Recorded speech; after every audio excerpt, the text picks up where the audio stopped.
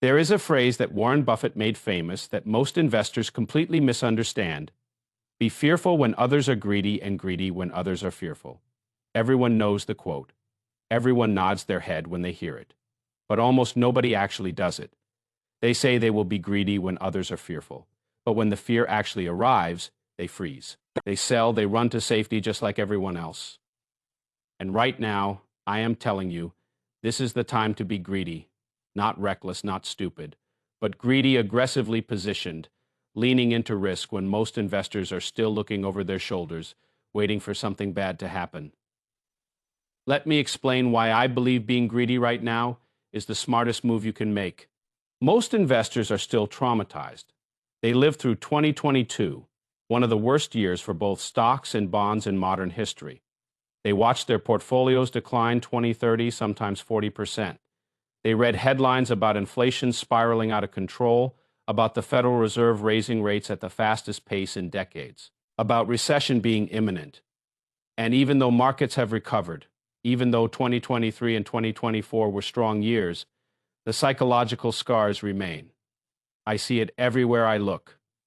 Individual investors are sitting on record amounts of cash in money market funds, over $6 trillion. $6 trillion, that is money, that is earning 4 or 5% in a money market account instead of being invested in productive assets.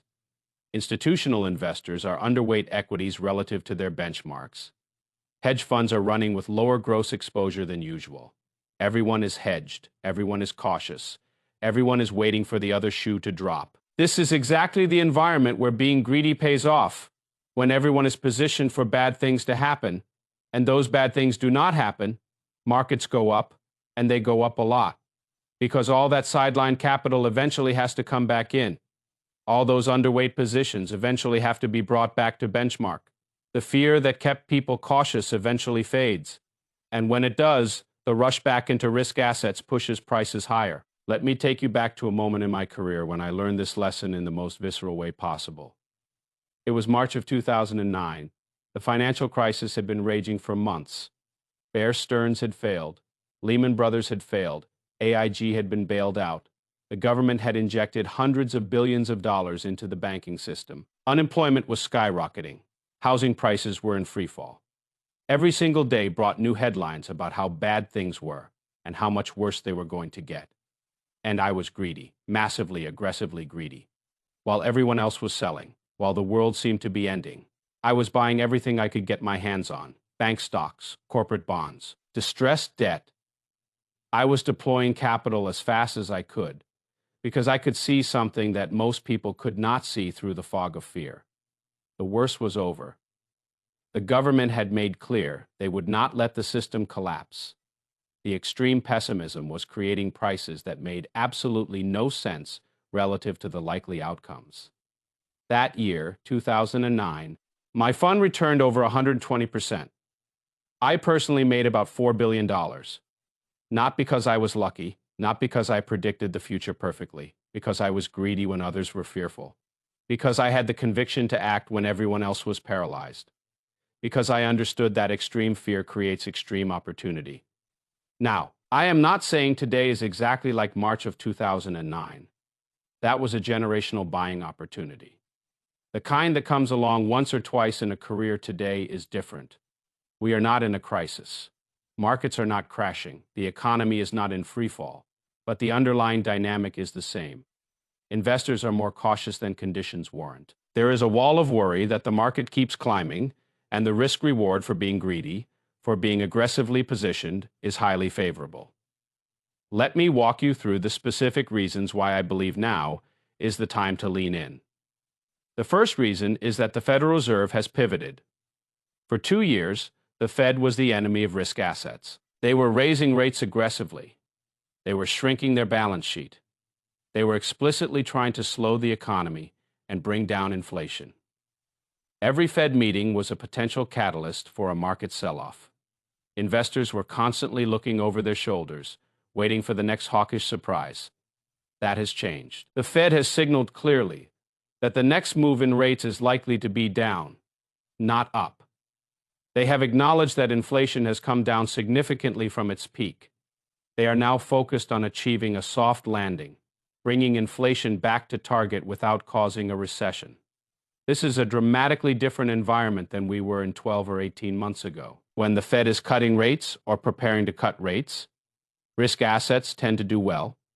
Lower interest rates mean lower discount rates for future cash flows, which means higher valuations for stocks.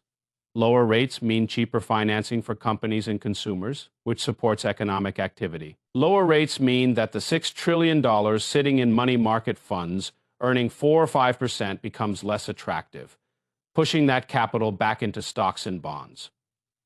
I have seen this movie before. When the Fed pivots from tightening to easing, it is typically very bullish for risk assets.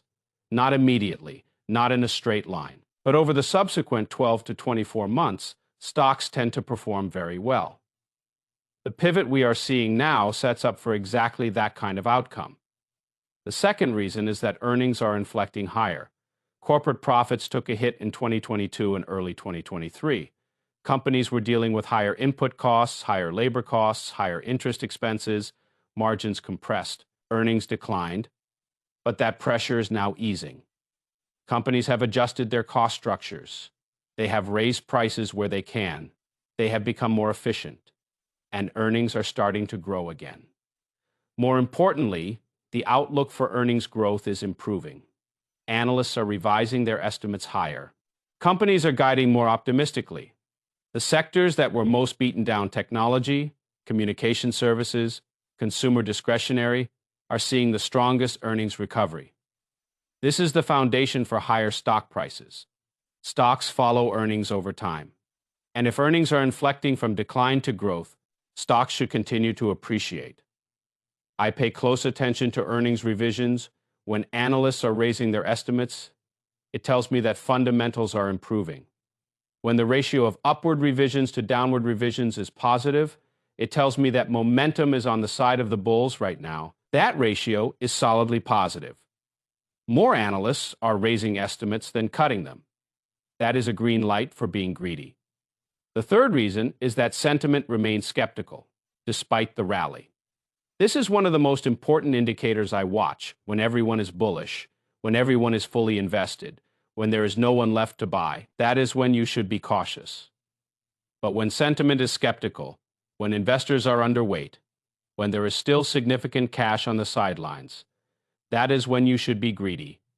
Despite the strong performance over the past year or more, sentiment surveys show that investors remain cautious. The American Association of Individual Investors survey shows bullish sentiment is elevated, but not at extreme levels. The percentage of cash in portfolios remains high by historical standards. Hedge fund positioning is below average. Institutional investors are not fully bought in.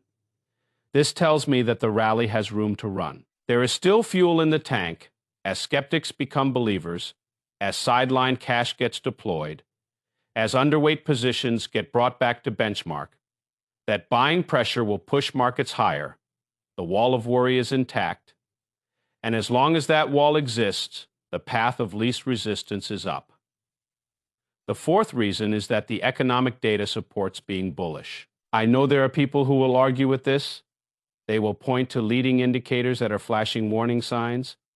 They will point to inverted yield curves. They will point to manufacturing surveys that are weak. And yes, those concerns are valid. But I have learned over decades of investing that you cannot ignore the actual data in favor of what the data might predict. The actual data right now shows an economy that is solid. Employment is strong. Over 150 million Americans have jobs. Unemployment is low by historical standards. Wages are growing faster than inflation, which means consumers have real purchasing power. Consumer spending, which drives about 70% of the U.S. economy, remains resilient. People are still buying goods and services. They are still going to restaurants and taking vacations. They are still spending money. Yes, there are pockets of weakness. Yes, some consumers are struggling, particularly those with lower incomes. Yes, the housing market has slowed because of higher mortgage rates. But the aggregate picture is one of an economy that is growing, albeit slowly. And a slowly growing economy is fine for stocks. You do not need a booming economy for stocks to go up. You just need an economy that is not collapsing. The fifth reason is that we are in the early stages of a technological revolution that most people are underestimating. Artificial intelligence is not just another tech trend. It is not just another buzzword that will fade away. This is a fundamental transformation in how work gets done, how productivity is generated, how value is created. And we are just at the beginning. I have been investing for over 4 decades.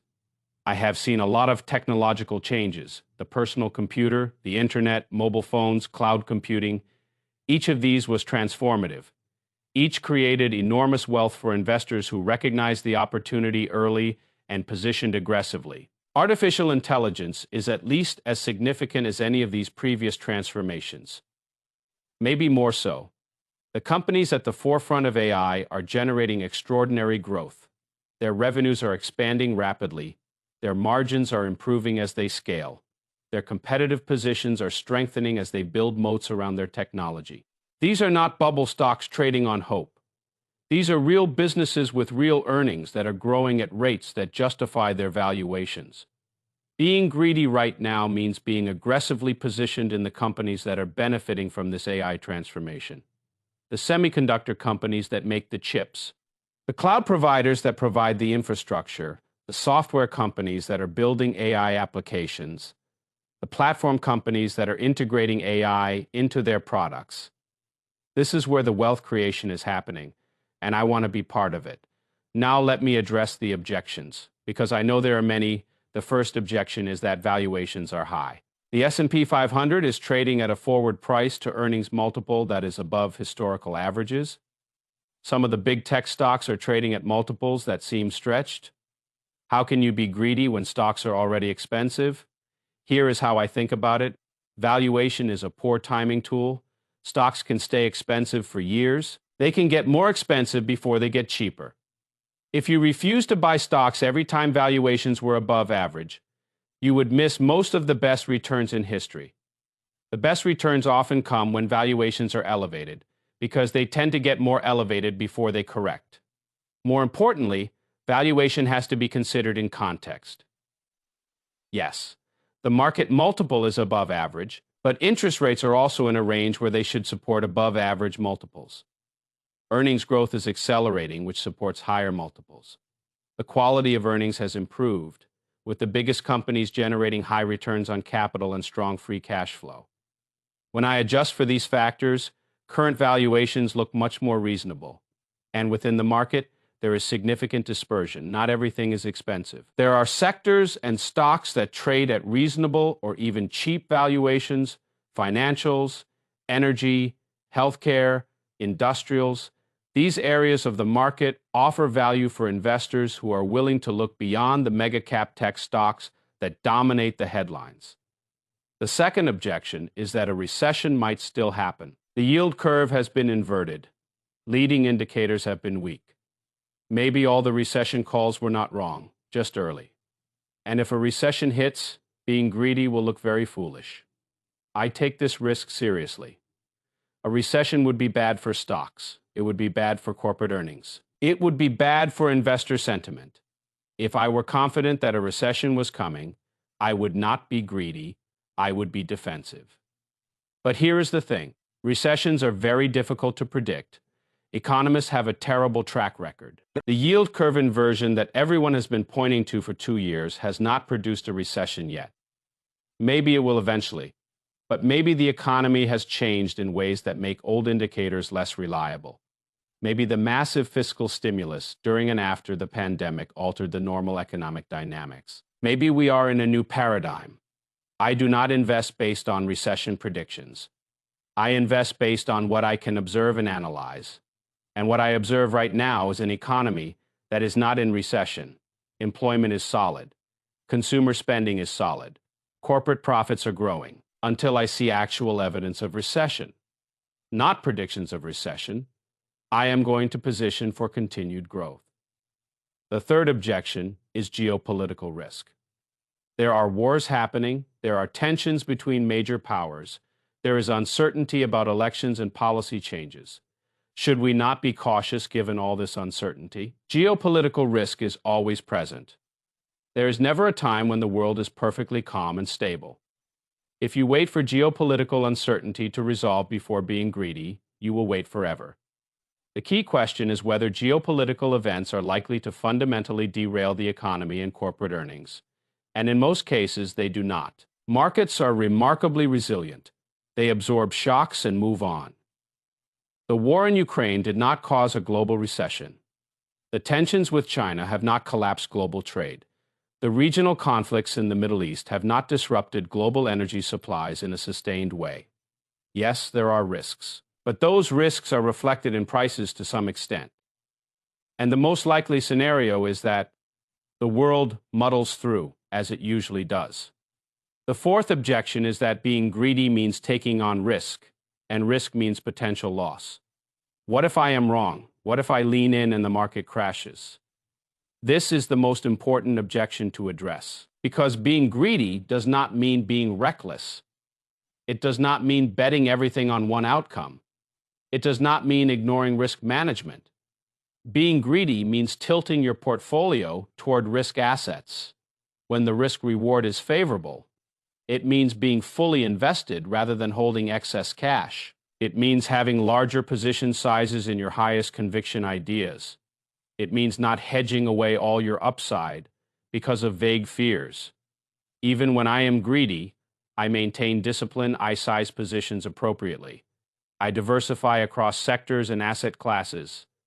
I have stop losses and exit criteria. I do not use excessive leverage. Being greedy is about mindset and positioning, not about being stupid. And here is the key insight. The cost of being wrong when you are greedy is a temporary drawdown. Markets go down, you lose money. But if you are invested in quality assets, they come back. The cost of being fearful when you should be greedy is much worse. You miss the gains, you sit in cash while the market goes up, and those missed gains compound over time into enormous differences in terminal wealth. Over my career, I have found that my biggest mistakes were not being too aggressive, they were being too conservative. The times when I held too much cash, when I hedged too much, when I waited for a better entry point that never came, those were the mistakes that cost me the most money. Being greedy at the right times, even when it felt uncomfortable, generated my best returns. Let me give you some specific ideas for how to be greedy in the current environment. First, be fully invested. If you are sitting on cash waiting for a pullback, reconsider that decision. The market does not owe you a pullback. It might just keep going up while you wait. Deploy that cash into quality assets that can compound over time. Second, lean into equities over bonds. Yes, bonds are yielding more than they have in years. Yes, that makes them more attractive than they were during the zero interest rate era. But over long time periods, stocks outperform bonds. If you are investing for the long term, equities should be the core of your portfolio. Right now, I am overweight stocks relative to bonds. Third, focus on the sectors with the best fundamentals. Technology and communication services have the strongest earnings growth. Financials benefit from higher interest rates and a steeper yield curve. Industrials benefit from infrastructure spending and reshoring. Energy benefits if oil prices stay elevated. These are the areas where I am finding the most attractive opportunities. Fourth, do not be afraid of the big winners. Some investors shy away from stocks that have already gone up a lot. They think they missed the move. But winners tend to keep winning.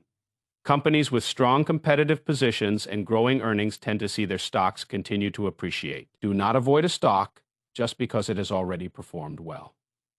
Fifth, consider using options to enhance returns. If you are bullish on a stock or an index, buying call options gives you leveraged upside with defined downside. Selling puts on stocks you want to own allows you to get paid while waiting for a better entry price. Options can be a powerful tool for being greedy in a smart way.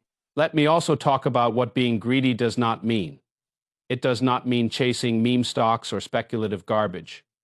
Being greedy means being aggressively positioned in quality assets with strong fundamentals, not gambling on stocks that have no earnings and no clear path to profitability. The speculation that characterized parts of the market in 2020 and 2021 was not being greedy. It was being stupid. There is a difference. It does not mean using excessive leverage. Leverage amplifies both gains and losses.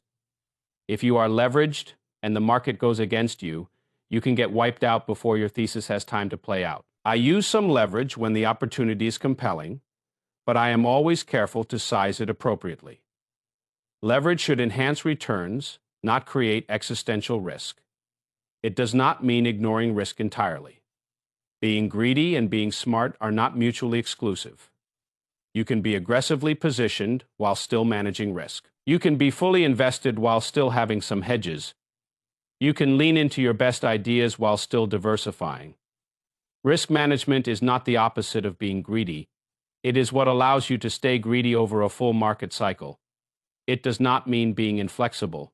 Markets change. New information emerges. Sometimes you have to change your view. Being greedy right now does not mean being greedy forever, regardless of what happens. If the data changes, if the Fed reverses course, if a recession actually begins, I will adjust. Being greedy is a response to current conditions, not a permanent ideology. Let me close with a story that illustrates why conviction matters so much in investing. In 2011, the world was worried about a European debt crisis. Greece was on the verge of default. There were fears that the Eurozone would break apart. Markets were volatile, investors were scared. The S&P 500 had a correction of about 20% during the year. I looked at the situation, and I saw opportunity. Yes, Europe was a mess. Yes, there was uncertainty, but I believed that European policymakers would ultimately do what was necessary to save the euro. I believe that the contagion fears were overblown. I believe that U.S. companies with strong fundamentals were being punished unfairly for European problems. So I got greedy. I bought aggressively. I leaned into risk when others were running away. And over the subsequent 12 months, as the European situation stabilized and the U.S. economy continued growing, those positions performed extremely well. The conviction to act, to be greedy when the opportunity presented itself, made all the difference. That same conviction is what I am applying.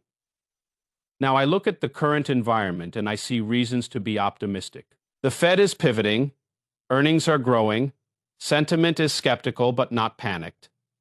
The economy is holding up, AI is creating new opportunities, the setup is favorable for risk assets. Yes, there are risks. There are always risks, but the balance of risks and rewards favors being greedy. It favors leaning in. It favors being aggressively positioned for continued gains. This is not about being reckless. This is about being rational. It is about assessing the environment, understanding the probabilities, and positioning accordingly.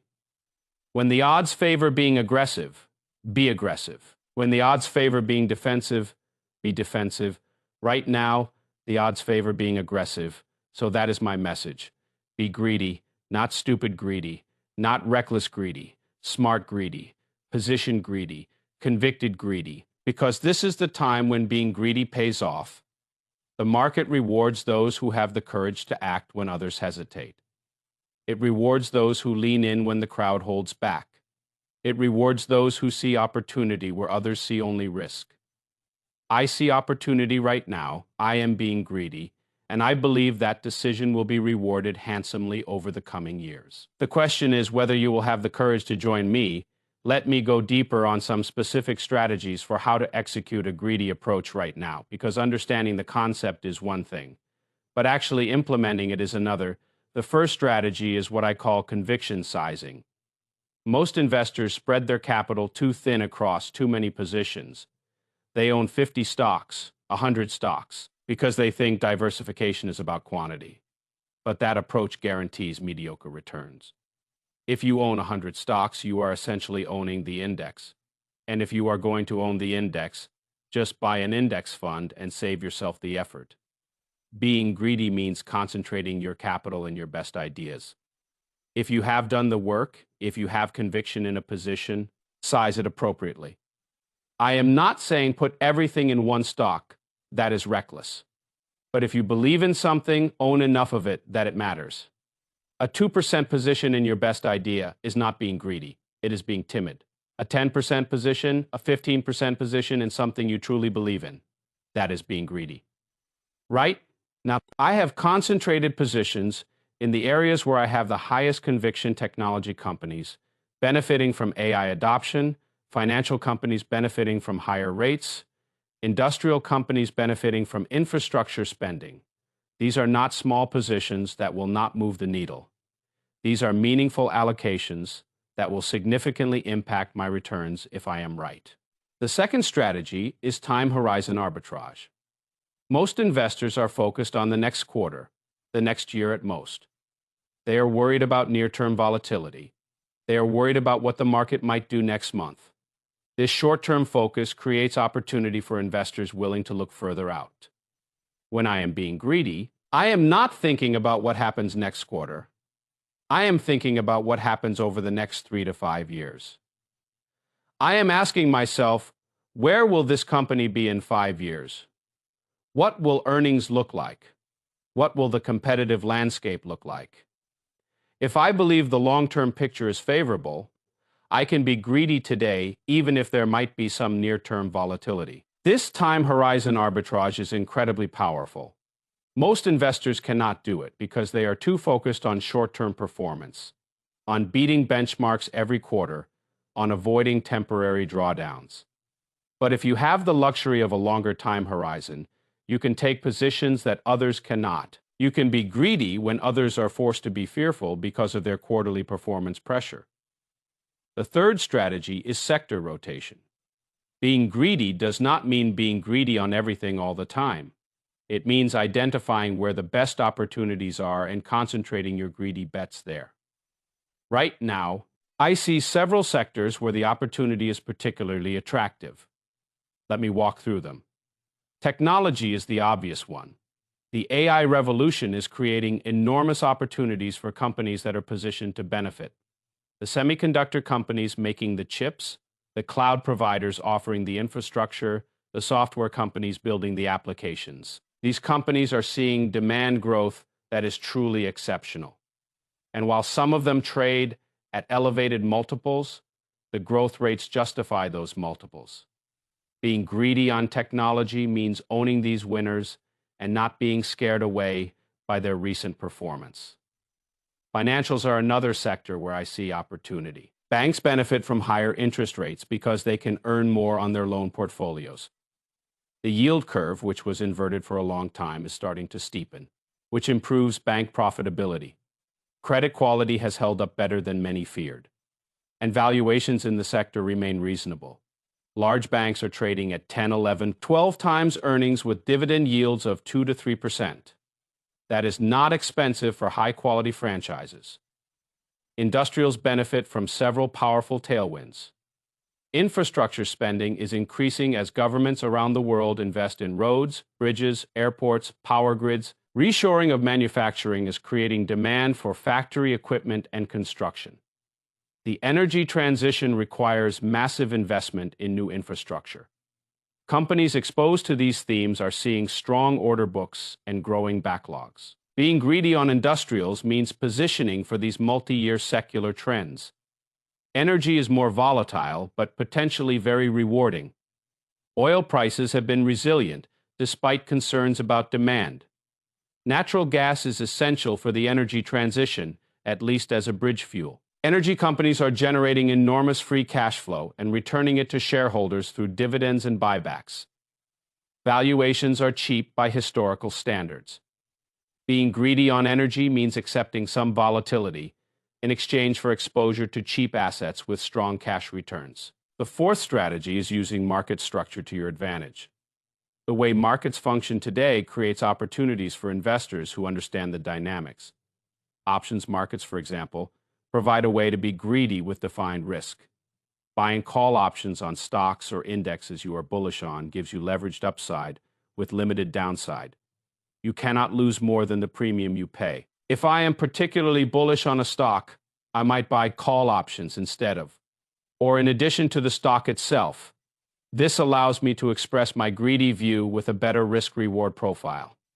Selling put options is another way to be greedy. If you want to own a stock at a lower price, selling puts allows you to get paid while you wait. If the stock falls to your target price, you buy it at that price. If it does not fall, you keep the premium. Either way, you are being compensated for your willingness to buy. This is a greedy strategy because you are putting capital at risk, but it is a smart greedy strategy because you are getting paid for that risk. The fifth strategy is emotional discipline. Being greedy sounds easy in theory, but is very hard in practice. When you are being greedy and the market has a bad day, a bad week, a bad month, it is painful. Your positions are larger than average, so your losses feel larger than average. Your conviction gets tested. You start to question whether you made a mistake. This is where emotional discipline matters. Being greedy requires the ability to withstand volatility without panicking. It requires the ability to hold positions through drawdowns without selling at the worst time. It requires the ability to add to positions when they go against you, assuming your thesis is still intact rather than cutting and running. I have developed this emotional discipline over decades. I have been through enough cycles to know that temporary volatility is not the same as permanent impairment. I know that my best returns have come from positions that initially went against me before eventually working out. I know that panic selling is the enemy of long-term returns. If you want to be greedy, you need to develop this discipline. You need to size positions so that you can withstand volatility without being forced out. You need to have conviction based on analysis, not hope, so that you can maintain that conviction when tested. You need to have a plan for what you will do if positions go against you. Being greedy without emotional discipline is a recipe for buying high and selling low, which is the opposite of what we want. Let me also talk about the biggest psychological barrier to being greedy, which is regret aversion. Most investors are more afraid of looking foolish than they are motivated by making money. They are afraid that if they get greedy and things go wrong, they will feel stupid. They will have to explain to their spouse, their friends, their colleagues why they took so much risk. This fear of regret keeps them on the sidelines, keeps them underinvested, keeps them from capturing the returns that come from being aggressively positioned. I have learned to overcome regret aversion by reframing how I think about mistakes. First, I accept that I will be wrong sometimes. Not every greedy bet works out. That is fine. What matters is that over a large number of bets, being greedy when conditions warrant pays off. Individual losses are the price of admission for aggregate gains. Second, I recognize that the regret from missing gains is just as real as the regret from experiencing losses, even though it does not feel that way in the moment. If I sit on the sidelines and the market goes up 30%, I should feel bad about that. I missed a huge opportunity. That is a mistake just as much as losing money is a mistake. But most investors do not feel it that way because they did not actually lose anything. They just failed to gain. This asymmetry in how we feel about mistakes causes systematic underinvestment. Third, I focus on process rather than outcomes. If my analysis is sound, if my reasoning is solid, if I am making decisions based on the best available information, then I can live with whatever outcome occurs. Sometimes good processes lead to bad outcomes because of randomness. That does not mean the process was wrong. Evaluating myself based on process rather than outcome allows me to be greedy without being paralyzed by fear of regret. Let me share one more insight about why right now is a particularly good time to be greedy. It has to do with the nature of this bull market and how it is different from what came before. The bull market from 2023 through today has been remarkably narrow. A handful of mega-cap technology stocks have driven most of the gains. The so-called Magnificent Seven, or whatever you want to call them, have been responsible for an outsized share of index returns. Meanwhile, large parts of the market have lagged. Small caps have underperformed. Value stocks have underperformed. International stocks have underperformed. This creates two opportunities for being greedy. First, the leaders can continue to lead. The technology companies driving this market have exceptional fundamentals. They are not overvalued relative to their growth. If AI adoption continues, if cloud spending keeps growing, if digital advertising keeps expanding, these companies can continue to appreciate. Being greedy on the leaders means trusting that quality wins over time. Second, the laggards can catch up. When bull markets broaden out, when leadership expands beyond a narrow group, the stocks that have been left behind can rally hard. Small caps, which trade at historically cheap valuations relative to large caps, could see significant appreciation. Value stocks, which have lagged growth for over a decade, could experience a reversal. International stocks, which are cheap on many metrics, could outperform. Being greedy right now means positioning for both scenarios, owning the technology leaders that have been driving the market, but also owning the laggards that have the potential to catch up. This barbell approach allows you to participate in continued leadership while also capturing any broadening that occurs.